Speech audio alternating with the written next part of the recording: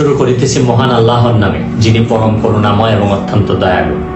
আপনারা যারা আমার ফ্যান ফলোয়ার আছেন, বিভিন্ন সময় বিভিন্নভাবে আমার উপর কষ্ট পেয়েছেন, তাদের উদ্দেশ্যে একজন সাবেক এমপি হিসাবে আমি দুটি কথা বলতে চাই।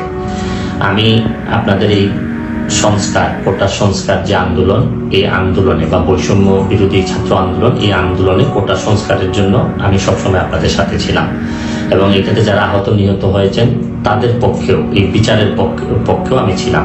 কিন্তু আমার ব্যর্থতা হচ্ছে কি, আমি আপনাদেরকে বুঝাইতে পারি নাই।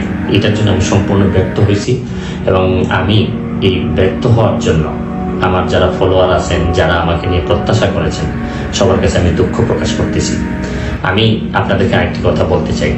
এখন যে কাঠামোগত সংস্কার আপনারা চাচ্ছেন, দেখেন এই সংস্কারের জন্য আমি বহু বছর আগে থেকে কাজ করে যাচ্ছি।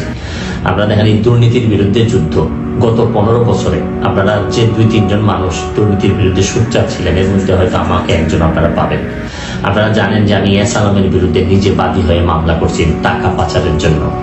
আপনারা জানেন যে আওয়ামী লীগের বর্তমান কমিটির যিনি প্রচার সম্পাদক আব্দুল সুবহান গোলাম, তার আমেরিকাতে 9 বাড়ি থাকা নিয়ে আমি নিজে বাদী হয়ে মামলা করছি। আমি পুলিশের সাবেক আইজিপি বেনজিরের বিরুদ্ধে নিজে বাদী হয়ে দুদকে মামলা করছি। মহান সংসদে আমি তার বিরুদ্ধে বক্তব্য দিছি। মতিউর যে কর কমিশনার মতিউরের বিরুদ্ধে আমি মামলা করছি। আমি সালাম মুর্শিদের বাড়ির নিয়ে মামলা করছি।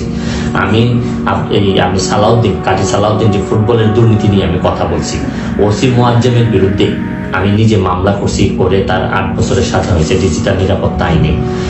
আপনারা জানেন যে জীবনে যত ঝুঁকি ছিল, আপনারা জানেন যে কোটা আন্দোলন শুরু হওয়ার 2 সপ্তাহ আগে আমি প্রেস কনফারেন্স করে বলতে বাধ্য হয়েছি, আমি জিডি করছি যে আমার জীবনের উপর হুমকি আছে এইসব দুর্নীতির বিরুদ্ধে প্রতিবাদ করতে গিয়ে। সুতরাং আমি এই যুদ্ধে সবসময় চেষ্টা করছি। এখন আপনারা যারা যে যুদ্ধ শুরু করছেন, ছাত্র জনতার নেতৃত্বে যে যুদ্ধ, এই যুদ্ধে আমি মনে করি যে দুর্নীতির বিরুদ্ধে যুদ্ধ, এই যুদ্ধে আমি আপনাদের সবসময় আমি আপনাদেরকে দোয়া করি যে আমি যতদিন আসি চেষ্টা করে যাব দুর্নীতির বিরুদ্ধে এই যে যুদ্ধ, এই যুদ্ধে সবসময় শরীর থাকা। আমার জায়গা থেকে আমি চেষ্টা করব। এই বলে আজকের মতো বিদায় নিচ্ছি। ভালো থাকুক আমার বাংলাদেশ, ভালো থাকুন সবাই।